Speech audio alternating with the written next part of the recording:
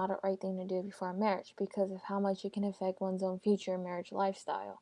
Down below, as you can see, I've listed some of the reasons how cohabiting can be effective in the future and in the present. For example, you are least likely to marry each other. According to one of the articles, it says that 40% of cohabiting unions in the US break up without the couples getting married. Also being higher divorce rates, unhappier marriage, and also stating that due to the study of researchers Alfred Demars and General Leslie found that those who lived together prior to marriage scored lower on test rating satisfaction with their marriages than couples who do not cohabitate. Furthermore, there are premarital sex, which are more likely to have extramarital affairs and no lasting commitments or responsibility. Premarital sex exemplifies that women are twice as likely to have extramarital affairs as those who do not have premarital sex. The male faithfulness is about 90% of married men who remain true to their partners, whereas it's only 43% of cohabiting men who stay true to their partners. Whereas no lasting commitments or responsibility is more of a month-to-month agreement. As a quote, it states, "As long as you behave yourself and keep me happy, I'll stick around."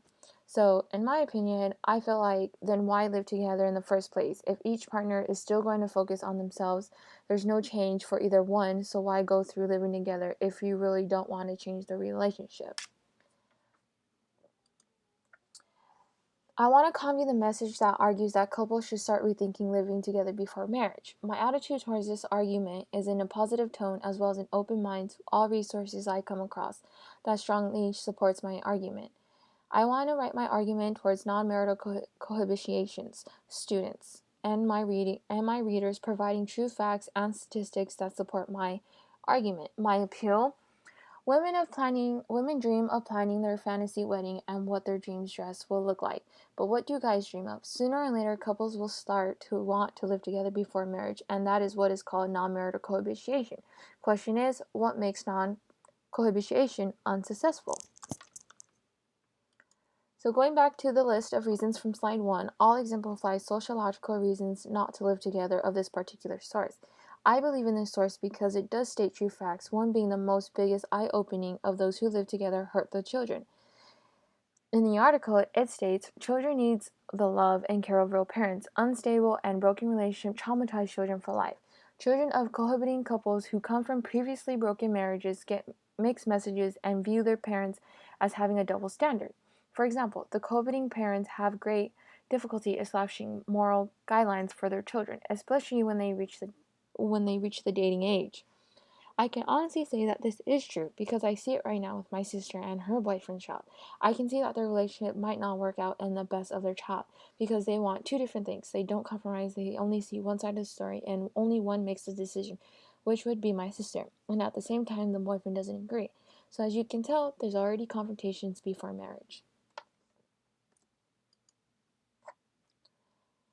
My next source, this source is what I'll be using to introduce how cohabitations began, where it first started, relating different countries and comparing it to the US. One being the Europeans, and with this source, it also states that in Europe, the Scandinavian countries have been the first to start this leading trend, although many countries have since followed.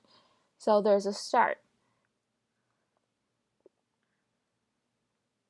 As we go into the next source, social indicators of marital health and well-being trends of the past 4 decades.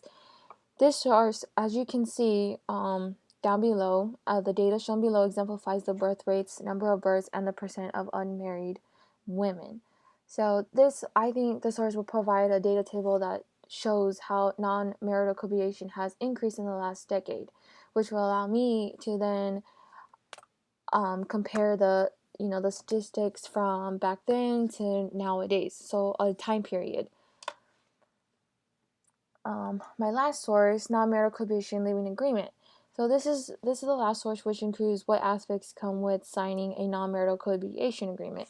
Features such as disclosure of current financial status, several property, which include, individual earnings, salary or wages acquired before or after the execution of this agreement. Another example, individual gifts, bequests, devices, or inheritance acquired before or after the execution of this agreement. There's joint property. There's division of living expenses. the first party shall contribute what percent of that month, and then the second party shall contribute, the percent of the next month. So, all these things are need to be considered before the argument, before the agreement. Think about what you're getting yourself into, and that's it. That's the end of my presentation. Thank you.